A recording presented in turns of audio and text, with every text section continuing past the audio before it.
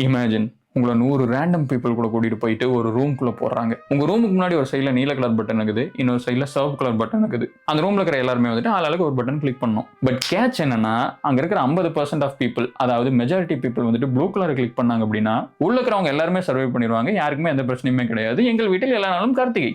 But ஒரு வேலை உள்ள இருக்கிற 50% ஆஃப் பீப்புளுக்கு மேல ரெட் கலர் பட்டன் கிளிக் பண்றாங்க அப்படின்னா யார் ரெட் கலர் பட்டன் கிளிக் பண்ணாங்களோ அவங்க மட்டும் தான் சர்வை பண்ணுவாங்க. எல்லாருமே நல்லா இருக்கணும்னு நினைச்சு ப்ளூ கலர் பட்டன் கிளிக் பண்ணவங்க எல்லாம் இறந்து போயிருவாங்க. சோ இந்த இடத்துல நீங்க இருந்தீங்க அப்படின்னா எந்த பட்டனை கிளிக் பண்ணுவீங்க? டெக்னிக்கலி நீங்க பாத்தீங்கன்னா ப்ளூ கலர் தான் கிளிக் பண்ணணும். ஏன்னா அந்த மாதிரி பண்ணும்போது எல்லாருமே சேஃபா இருப்பாங்க. நீங்க நல்லவரே எல்லாருமே நல்லா இருக்கணும்னு நினைக்கிறீங்க. சோ நீங்க போயிட்டு நீல கலர் கிளிக் பண்றீங்க. பட் அந்த ரூம்குள்ள இருக்கிற மீதி 99 பேரும் அதே மாதிரி யோசிப்பாங்க அப்படின்னு உங்களால சொல்ல முடியுமா?